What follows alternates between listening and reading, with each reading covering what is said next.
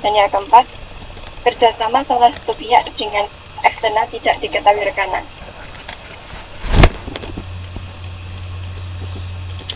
Kepemilikan aset bisa seperti perusahaan, perseorangan, dan masing-masing pihak menanggung hutang secara person.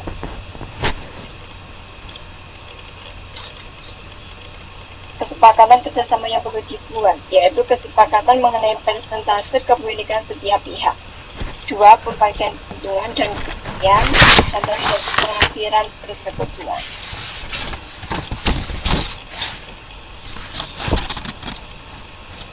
Ya, untuk korporasi ini akan dibawakan oleh Mbak Fitriani. Mbak Fitriani sudah aktif belum ya? Halo? Ya Mbak, sudah aktif.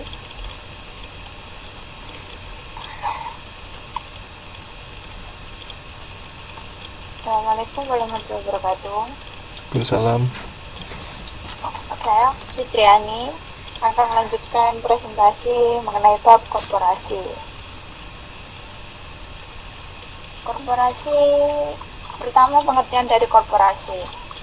Korporasi merupakan pemisahan entitas bisnis yang dimiliki oleh para pemegang saham. Korporasi juga bisa diartikan sebagai entitas legal berizin negara dengan otoritas untuk bertindak dan mempunyai kewajiban terpisah dari para pemiliknya.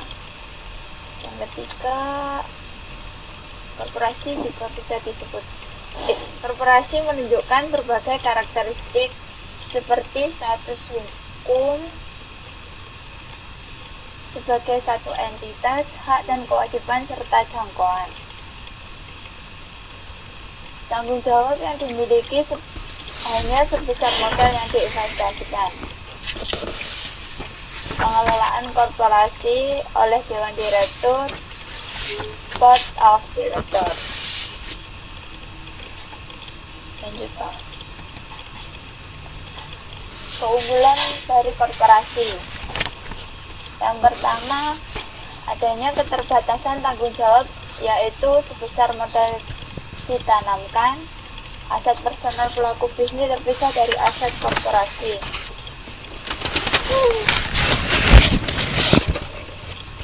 Maksudnya di sini adalah aset pemegang saham dengan aset perusahaan dipisahkan. Yang kedua, mudah mendapatkan modal atau dana. Korporasi dapat dijual dan lebih dipercayakan. Maksudnya karena korporasi ini memiliki izin yang legal, maka dengan mudah mengajukan dana ke bank. Sebentar Mbak, saya mau tanya. Ya. Izin yang legal itu yang seperti apa ya? Izin yang legal maksudnya izin yang kayak itu loh Pak. Oke. Kayak apa? Surat izin siup. Siup. Apa itu siup? Bisa lanjut Pak. Siup itu apa? Surat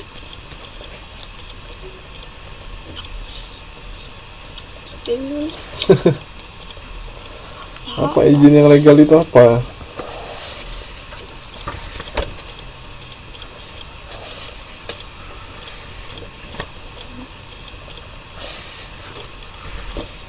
Contohnya memiliki surat izin usaha perdagangan. Surat izin perdagangan dari mana? Dari pemerintah. Pemerintah mana? Pemerintah Taiwan. Pemerintah kita Pak. Kita. Loh, mana sih? Ini Bu dosen ini ditanyain kok malah ketawa. Mbak Furaida bisa menambahkan. Sebentar.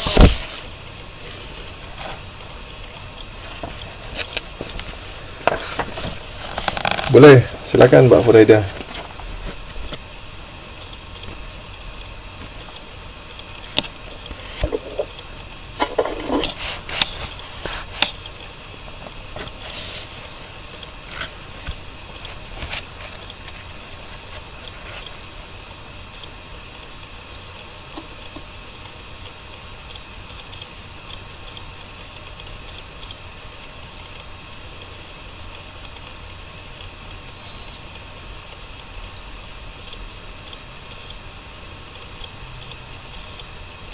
Halo, Ya, silakan.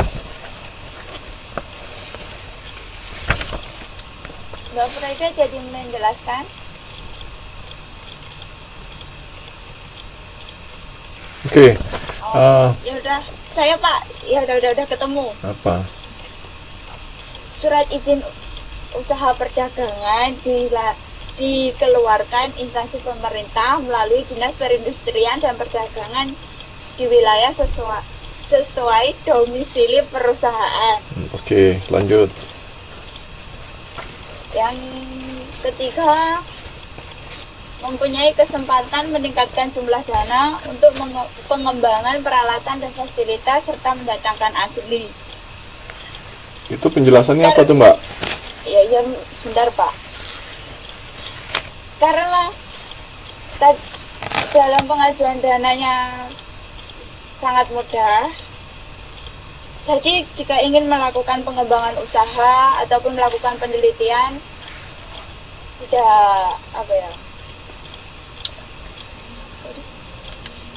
tidak perlu pusing soal biaya. Karena gitu. mudah untuk mendapatkan pinjaman. Oke, saya mau tahu perusahaan corporate itu yang seperti apa ya?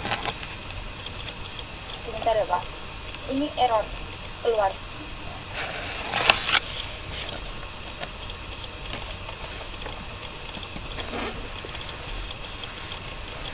Perusahaan corporate itu yang seperti apa ya, Mbak ya?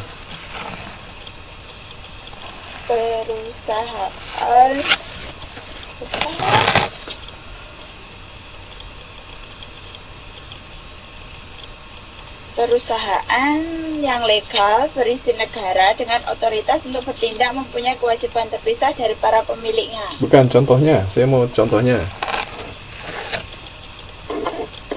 Contoh perusahaannya, Iya.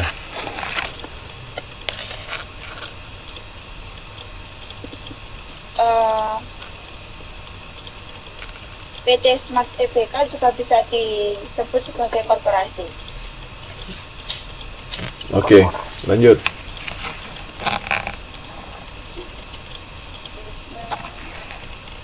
Yang keempat, keberlanjutan terjamin walaupun pemilik meninggal. Dan korporasi dengan menjual sahamnya, korporasi dapat menyediakan dana. Jadi walaupun pemiliknya meninggal, bisa diwariskan ke keluarganya.